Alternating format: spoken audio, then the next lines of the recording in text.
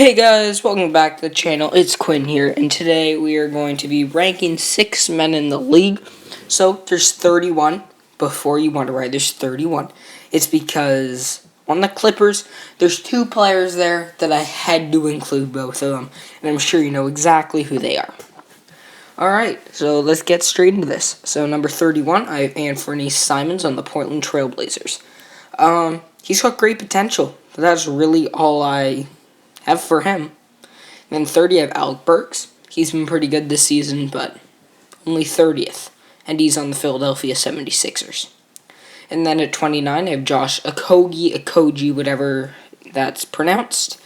I really don't watch Minnesota. I started watching them after the D'Angelo Russell trade, but there was only a few games until the season got suspended, because I usually watch different teams. Alright, next would be 28 with Malik Monk. I think he also has potential, just like Okogie and Simons, but right now he's not very good, and he's on the Charlotte Hornets. At 27, I have Tyus Jones of the Memphis Grizzlies. Not much to say about him. He's not very good. And then at 28, I have Justin Holiday. I think he's on Indiana. I might be wrong. He's been pretty good this season, better than last year. But yeah, that's all I've got for him as well. Then 25, I got Jeff Teague. A little bit of a fall off from previous seasons. He was a starter a few years ago, but now in Atlanta, he's backing up Trae Young. At 24, I have Jerami Grant. He's on the Denver Nuggets. He's not been great. He hasn't been as good as he was in OKC, but he's still a very solid NBA player. Next, at 23, I have Aaron Baines on the Phoenix Suns. No one expected him to break out like this season, but he did. And then at 22, I've got Derek White. His defense is amazing, but that's about it. At 21, I've got the rookie Kobe White on the Chicago Bulls. Not much to say about him. He had a great second half to the season and a slow start to the first. And then at 20, I've got Terrence Ross, the Orlando Magic. He's having a down season from last year, but he's still playing pretty well. At 19, I've got Kyle Kuzma, a very big drop-off from previous seasons. He went from a starter to being the sixth man. That's not amazing for him, but they did get Anthony Davis. Next, I've got the rookie Eric Paschall of the Golden State Warriors. He was picked pretty late because the Warriors had not a very good pick that year because they were pretty good. Super team. Yeah, he's had a pretty good season. I didn't expect him to be that good. At 17, I've got Larry Nance Jr. of the Cleveland Cavaliers. He hasn't been as good as he was last year, but still a very solid NBA player.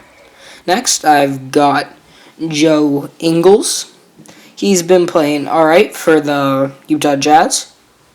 Stats are alright, not amazing, but that's basically... After this is where it starts to get pretty good. So now I've got George Hill. His three-point shooting this season has been incredible, and that's about it. And he's on the Bucks. And at 14, I've got J.J. Redick. His three-point shooting has been amazing this season, but that's about it. Exact same as George Hill. But I do give him the edge over George Hill. Not previous seasons, but George Hill's got pretty good this season. Then next, I've got, at 13, Eric Gordon of the Houston Rockets. He's been playing pretty well, and I think he could be a starter. And then at 12, I've got Goran Dragic of the Miami Heat. He's not as good as he was because he was an all-star a few seasons ago, but he's still very solid. And then at 11, I have DeAndre Jordan of the Brooklyn Nets. He signed with the Brooklyn Nets, but he ended up coming off the bench. And now at number 10, top 10 here, I have Seth Curry. He's been basically the third best player on the Mavericks this season, but he's not starting. I have no clue why, but he isn't. At 9, I have Davis Bertans. His three-point shooting is as good as Curry's. Not as good as Curry's, but you know what I mean. And he's like 6'8", or taller. Then next, at 8, I have Mitchell Robinson. all I've got to say is he should be a starter. Tajay Gibson is a starter over Mitchell Robinson. He's the best player on the team. Alright, I'll stop going on about that. Alright, next at 7, I've got Buddy Hield. His three-point shooting is as good as J.J. Redick and George Hills. But that's also basically all he can do. But he's pretty good. And I don't think he should be coming off the bench. The next, I have Dennis Schroeder. The Thunder have 3 point guards, and he is playing very well, even though he's the third best point guard out of their 3 good point guards. I said point guards a few too many times. Alright, next at 5, I've got my second player in the whole NBA, Marcus Smart. He just locks down on defense. His defense is just so good. And he's not starting because Jaylen Brown and Kemba Walker and Gordon Hayward are the 3 players that are in the positions that he could play. Now at 4, I've got Stormin' Norman Powell. He won Eastern Conference Player of the Week once, and every time he comes back from an injury, he's just been super good. Alright, that's all I've got for Norman Powell. Then at 3, this is my top 3 6 men in the league, and I've got Derrick Rose. Derrick Rose on the Pistons has been very good this year. I don't think anyone expected him to be this good. His per 36 numbers are looking like his MVP season, but that's only per 36.